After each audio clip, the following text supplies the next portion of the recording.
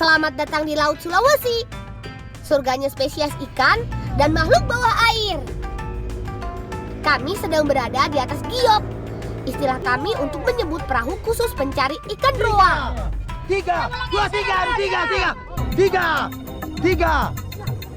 Penyebutan angka 3 menandakan bahwa perahu kami berada dekat dengan rombongan ikan roa.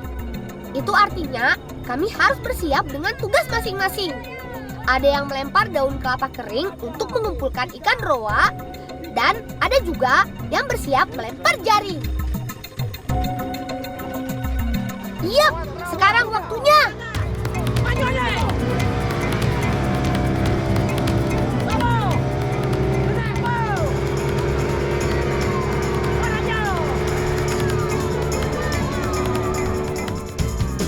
Ketika aba-aba sudah diberikan, secepat kilat jaring sepanjang 280 meter lebih dilempar ke laut. Dalam waktu bersamaan, kapal dipacu secepat mungkin membentuk lingkaran. Formasi ini bertujuan untuk melingkarkan jaring mengelilingi target buruan. Inilah waktu yang paling menegangkan. Salah perhitungan sedikit saja, fatal akibatnya.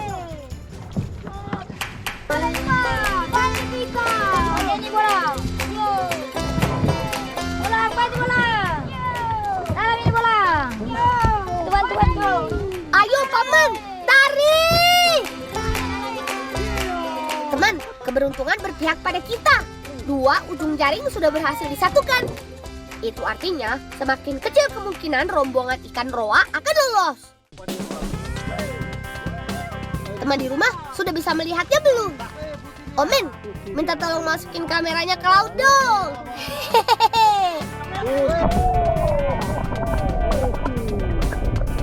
Betul kan? Ini bukan omong kosong. Lihatlah, ribuan ikan berada di dalam jaring kami. Mantap. Hore! Kami dapat banyak sekali.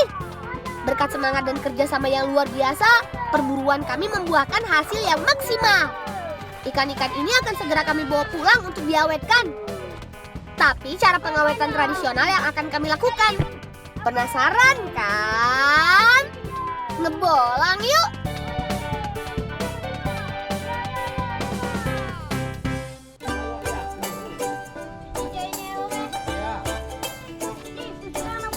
Teman, sesampai di rumah, ikan roa hasil tangkapan tadi segera kami awetkan dengan cara difufu atau dipanggang.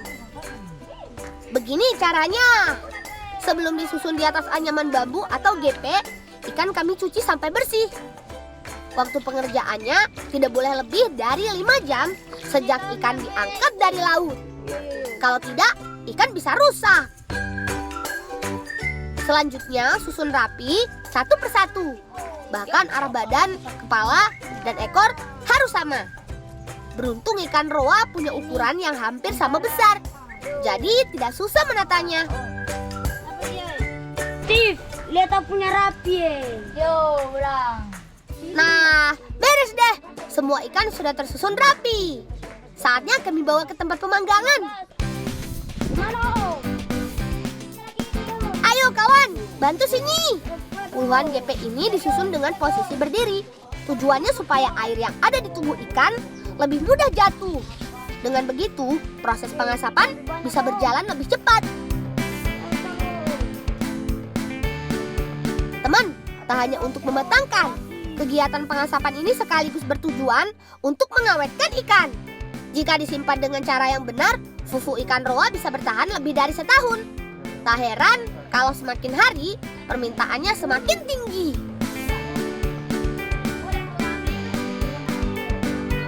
Selain kayu, bahan bakar yang paling banyak digunakan untuk mengasap adalah ganopo atau serabut kelapa. Meskipun tidak menghasilkan api yang besar, asap dari ganopo bisa bertahan sangat lama. Duh, semakin lama di dalam sini, aku semakin susah bernafas nih.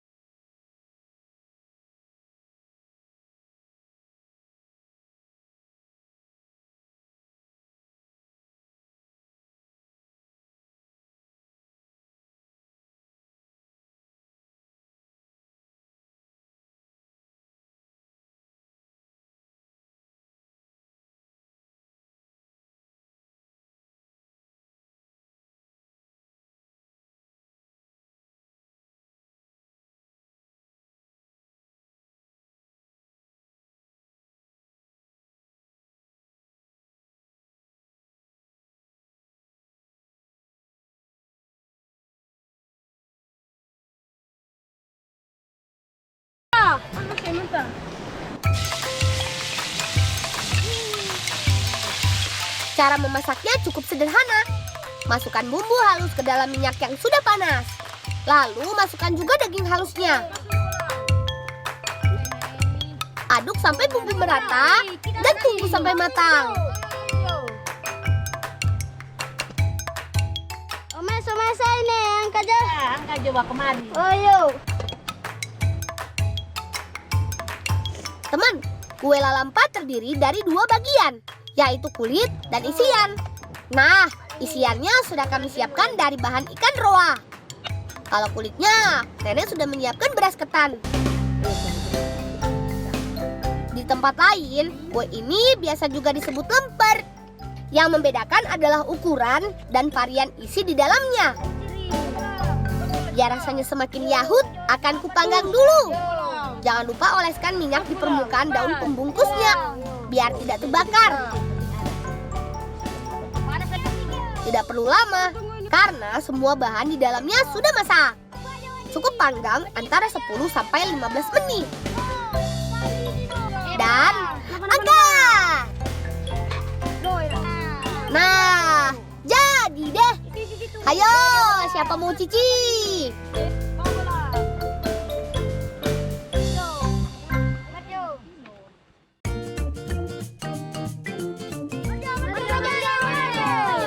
Selamat makan.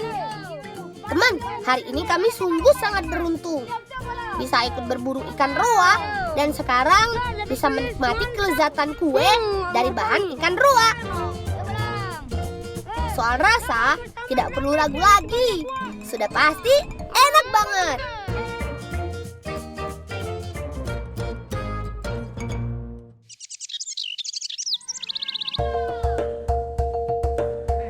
Kami sedang menuju kebun kelapa. Untuk menghemat tenaga, kami sengaja menumpang ini nih, roda sapi. Sayangnya ada beberapa jalan terjal yang susah dilewati. Terpaksa kami turun untuk mendorongnya. Ayo, semangat! Teman, roda sapi atau gerobak sapi ini adalah satu-satunya alat transportasi yang kami gunakan di kebun kelapa. Selain bak tempat barang, roda sapi terdiri dari roda dan kayu penghubung antara pasangan dengan roda. Kayu pasangan berguna untuk mengikat dua sapi yang berperan sebagai motor penggerak. Ayo, sobat, jalan terus! Roda sapi biasa kami gunakan untuk mengangkut kelapa dan kopra yang sudah selesai difufu. Nah, ini dia tempat fufu milik pamanku.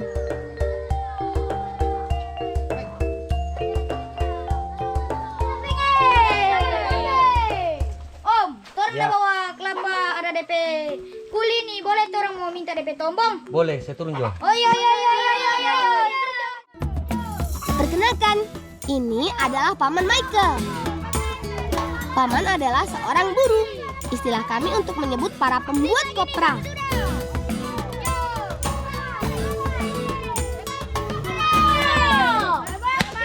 Ya, tinggal berapa lagi itu? Tinggal berapa lagi? Marja. Sebelum difufu, kelapa terlebih dulu dikupas kulitnya. Nah, kami gunakan ini nih. Lewang adalah besi tajam yang dipasang menjulang ke atas. Dengan alat ini akan lebih mudah untuk membuka dan mengupas serabut kelapa. Selanjutnya, kelapa dibelah menjadi dua bagian. Ini adalah saat yang aku tunggu. Karena aku bisa mengambil tombongnya. Tombong adalah cikal bakal pembentukan tunas kelapa. Bentuknya bulat dan terletak di dalam daging kelapa yang sudah tua. Dan bisa dimakan pastinya. Rasanya enak loh teman. Nanti deh aku ajak kalian cobain. Lang, boleh Jo? Angkat join dia ke atas pe Om sumba pupu biar dia pisahin itu Om mau belah sendiri. Mau taruh di mana dan itu? Taruh di tampuk pupu itu. Yo, Marjo. Oh ya, Marjo. Tamang, berat. Oh ya teman. Untuk bahan kopra, hanya daging kelapa tanpa tombong yang bisa digunakan. Dalam satu kali fufu, tempat ini bisa menghasilkan sampai 900 kg kopra siap jual. Pengasapan biasa dilakukan antara 12 hingga 20 jam. Ayo, turun Sergio. Sudah beres nih. Yo. Kak, kita lihat kalau banyak itu. Ini seboleh jadi. Oh yo, lihat yo, seboleh ini. Oh ya bola-bola itu. Seboleh ini. Oh ya. Enak itu. Kasih om, so kasih tombong buat orang Yuk Lang. Terima kasih Paman. Kami pamit dulu ya. Aha, aku punya ide. Tombong ini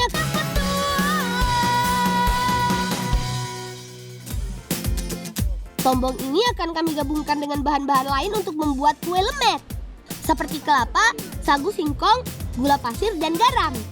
Nantinya, kue ini akan kami jadikan sebagai bekal berpetualang ke Tanjung Silar. Kensi itu kelapa iris-iris dari pinggir dulu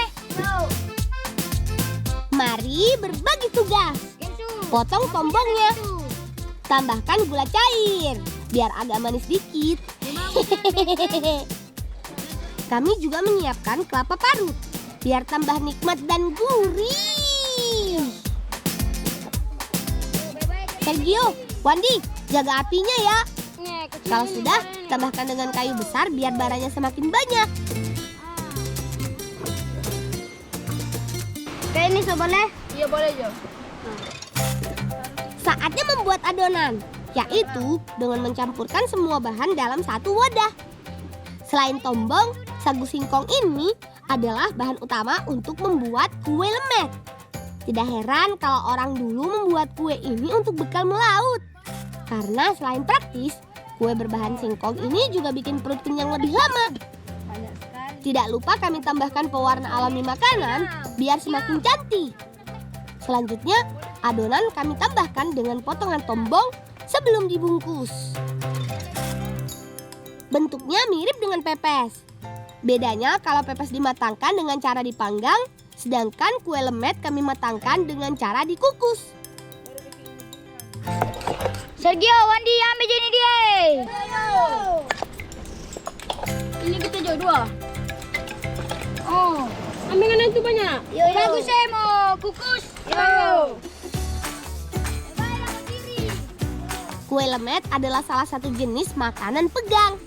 Istilah bagi kami warga Jiko untuk menyebut kue atau makanan ringan yang dimakan tanpa menggunakan sendok atau piring. Dengan api yang menyala stabil, kue lemet tombong akan matang kurang dari 30 menit. Tandanya kalau daun pembungkus sudah layu seperti ini.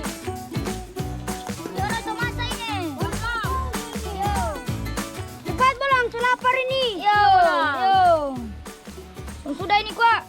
Akhirnya semasak. Yono, sudah dari tadi nih karena tunggu-tunggu. Yono.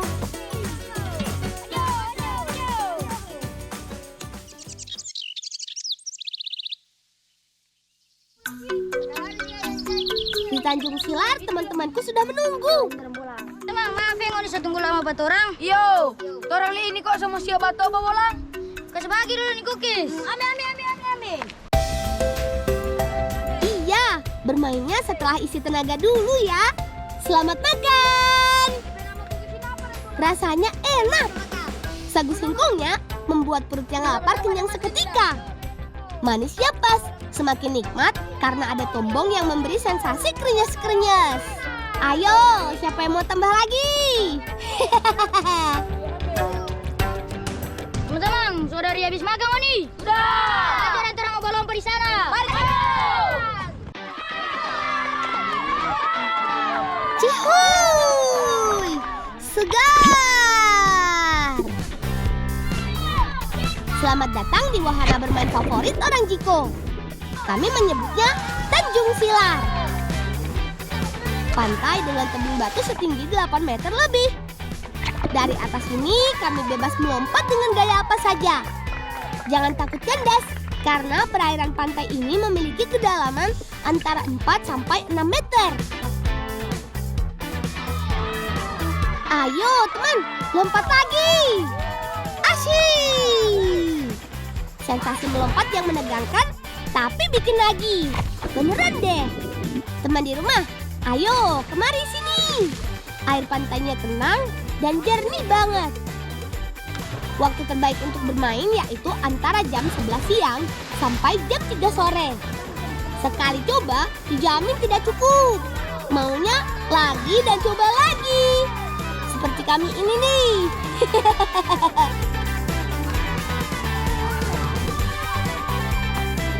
Kami si Bolang dari pesisir selatan Sulawesi Utara. Laut adalah tempat bermain dan belajar bagi kami.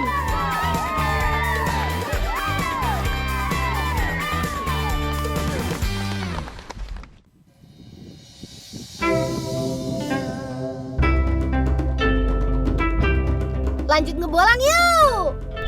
Kami akan mencari bia untuk dimasak.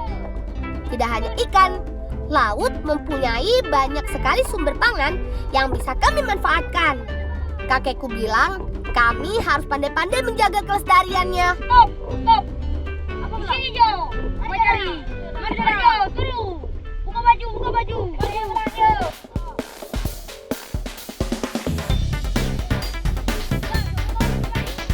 Sampai sudah di tempat yang kami tuju. Ayo kawan, kita bersiap.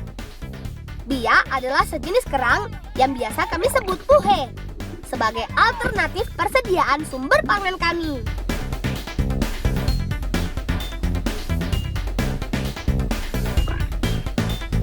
Ayo bersatu kita.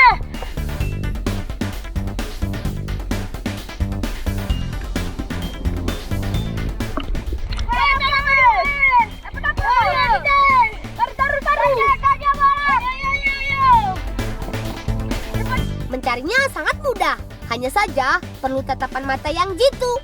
Itu sebabnya kami wajib memakai antahok, yaitu kacamata renang yang terbuat dari kayu ini. Selain aman, kaca berenang ini juga keren. Teman di rumah setuju kan?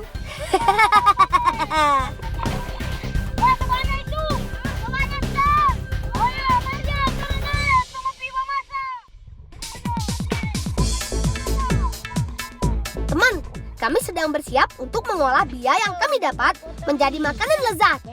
Namanya bia bumbu RW. RW bukan berarti rukun warga ya teman. RW adalah istilah racikan bumbu masakan khas Sulawesi. Ada daun serai, kemangi, pandan, aneka bumbu dapur, daging bia, dan ubi. Ada bumbu yang dipotong kecil-kecil dan ada bumbu yang ditumbuk halus. Seperti bawang merah, bawang putih, cabai dan jahe. Kalau bumbu yang dipotong seperti daun bawang dan jeruk nipis. Lain bumbu, lain pula cara menyiapkan bahan. Daging bia bisa kami ambil setelah selesai direbus. Perlu waktu yang lumayan lama untuk membuat dagingnya matang. Teman, daging bia berada di dalam cangkangnya yang keras. Meskipun sudah direbus lama, cangkang tidak akan berubah rapuh. Satu-satunya cara untuk mengambil dagingnya hanya dengan menghancurkan cangkangnya seperti ini. Ini dia teman, daging bia yang lezat dengan tekstur yang kenyal. Sangat cocok jika dimakan bersama dengan ubi bakar yang empuk. Oh iya teman, daging bia yang sudah terlepas dari cangkangnya belum bisa langsung kami masak.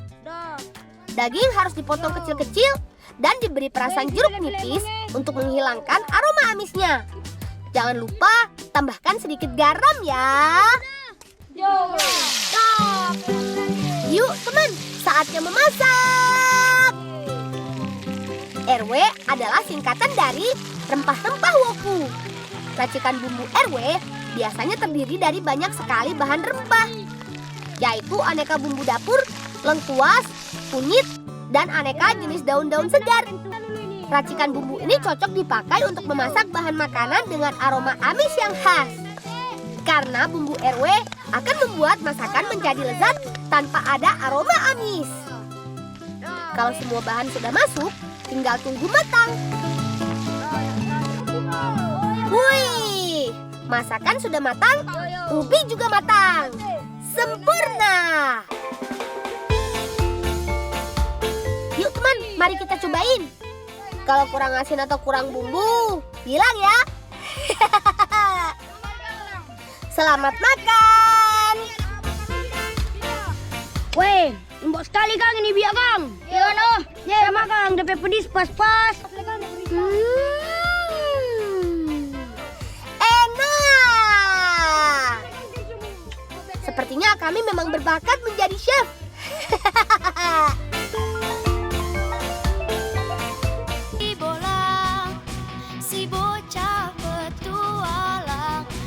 Sampai di sini dulu cerita petualangan kami dari pantai selatan Sulawesi.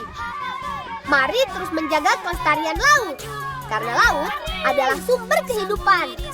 Salam cinta anak Indonesia, salam bocah petualang.